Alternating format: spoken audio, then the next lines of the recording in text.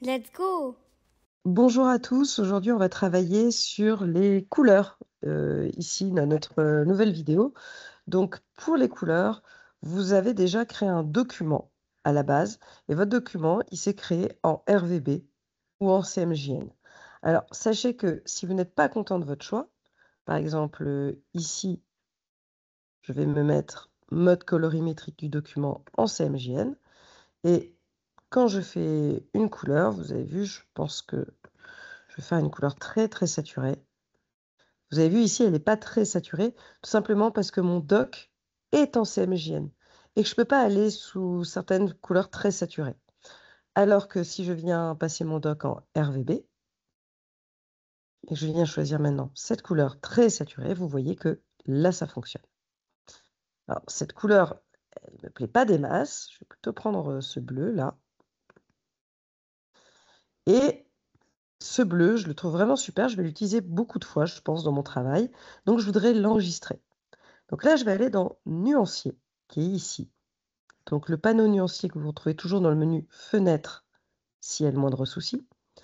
Nuancier, j'aime beaucoup ce bleu, je voudrais l'enregistrer. Je vais le prendre, je vais le déposer. Si j'ai besoin de donner les couleurs à quelqu'un, de donner la référence de couleur, je peux double-cliquer dessus et voilà sa référence en RVB.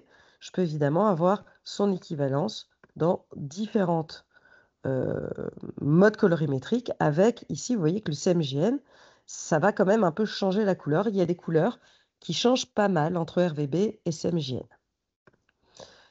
J'ai également ici la valeur hexadécimale, qui est souvent celle dont on va parler pour communiquer facilement un code couleur.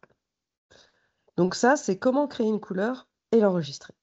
Ensuite, je voudrais récupérer une couleur. Alors pour récupérer une couleur, je vais prendre cette forme. Je vais prendre l'outil pipette qui est présent dans tous les logiciels d'Adobe. Son raccourci, c'est la touche I.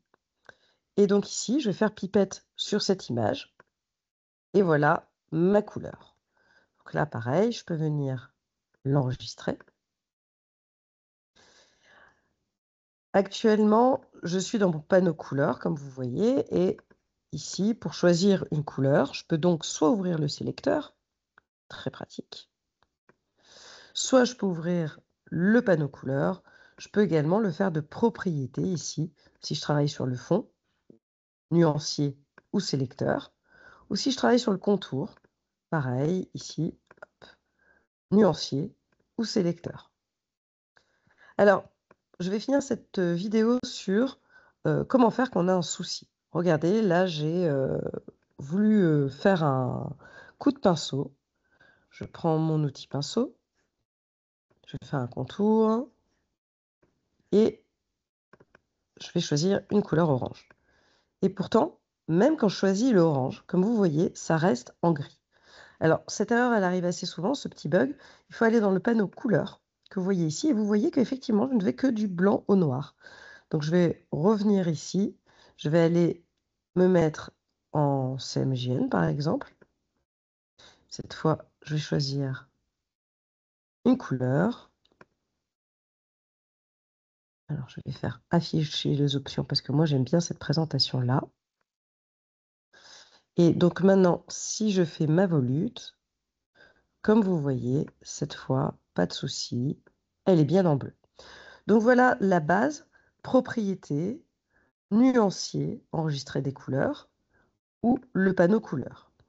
Dans une prochaine vidéo, dans la partie 2 des couleurs, je vais vous montrer comment booster vos choix de couleurs dans le nuancier en les prenant de Adobe Color, du guide des couleurs ou de la bibliothèque des couleurs du nuancier. Bien joué, le jeune!